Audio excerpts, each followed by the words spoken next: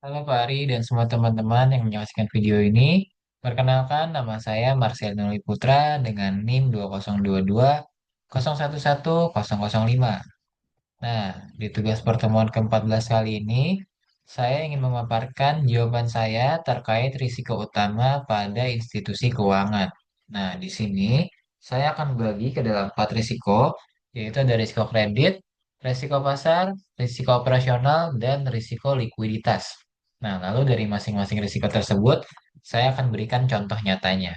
Oke, jadi yang pertama, saya mulai dari risiko kredit. Jadi ini merupakan kemungkinan kerugian akibat ketidakmampuan debitur atau si peminjam untuk memenuhi kewajibannya dalam membayar kembali utang pokok dan bunga.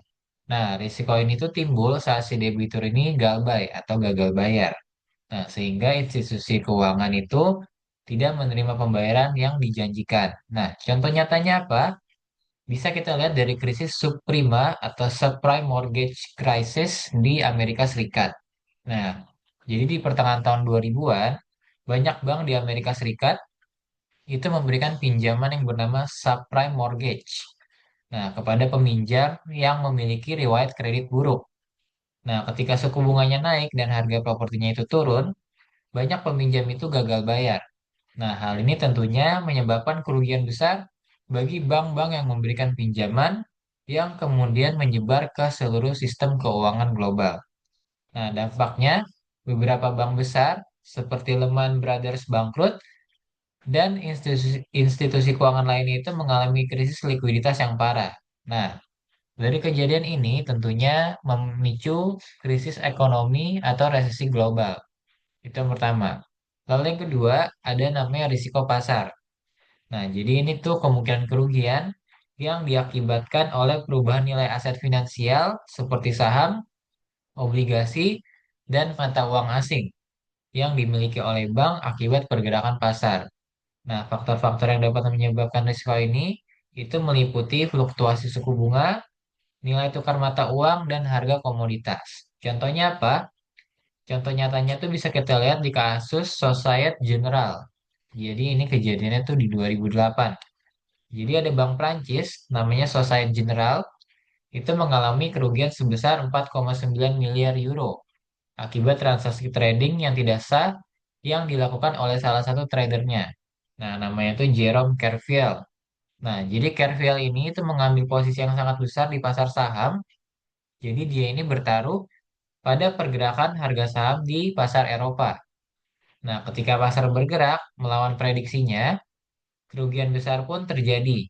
Nah, kasus ini tuh menunjukkan bagaimana risiko pasar yang tidak terkendali dapat menyebabkan kerugian finansial yang sangat signifikan bagi sebuah institusi, terutama di bahasan kita kali ini tuh institusi keuangan.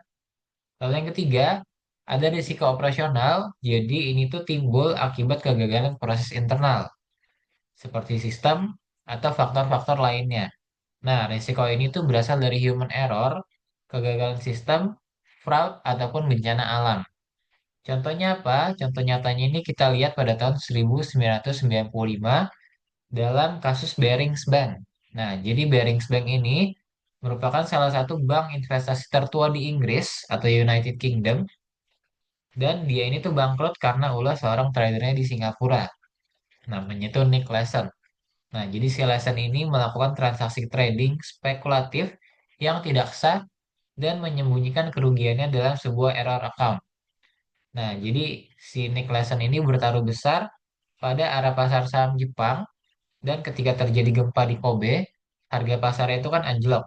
Nah, kerugian akibat transaksi ilegal tersebut itu mencapai 827 juta euro yang jauh melebihi modal si bank tersebut.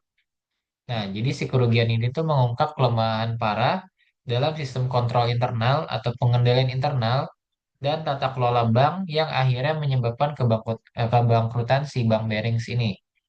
Nah, yang terakhir atau yang keempat itu ada risiko likuiditas. Jadi, risiko likuiditas itu merupakan ketidakmampuan bank untuk memenuhi kewajiban jangka pendeknya saat jatuh tempo tanpa mengalami kerugian besar. Nah, risiko ini tuh muncul ketika bank tidak memiliki cukup dana tunai atau uang tunai yang tersedia atau aset lainnya yang mudah dicairkan untuk membayar para deposan atau krediturnya. Nah, contohnya apa? Itu kita lihat dari negara kita sendiri. Itu ada kasus krisis Bank Senturi di Indonesia. Nah, jadi tahun 2008, Bank Senturi ini mengalami masalah likuiditas yang parah. Jadi penarikan dana besar-besaran oleh nasabah, itu termasuk nasabah korporasi, menyebabkan si bank ini tuh kesulitan membayar kewajiban jangka pendeknya. Nah, Bank Senturi juga memiliki rasio pinjaman yang tidak sehat dan portofolio investasi yang tidak liquid.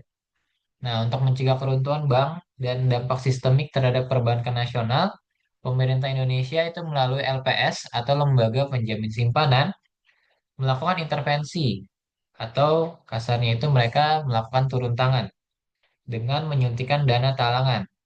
Nah, tentunya kasus ini tuh menunjukkan bahwa kegagalan likuiditas pada satu bank dapat mengancam stabilitas seluruh sistem keuangan, terutama perekonomian atau sistem keuangan negara. Seperti itu. Nah, sekian pemaparan dari saya terkait risiko utama oleh institusi keuangan. Kurang lebihnya mohon maaf. Terima kasih.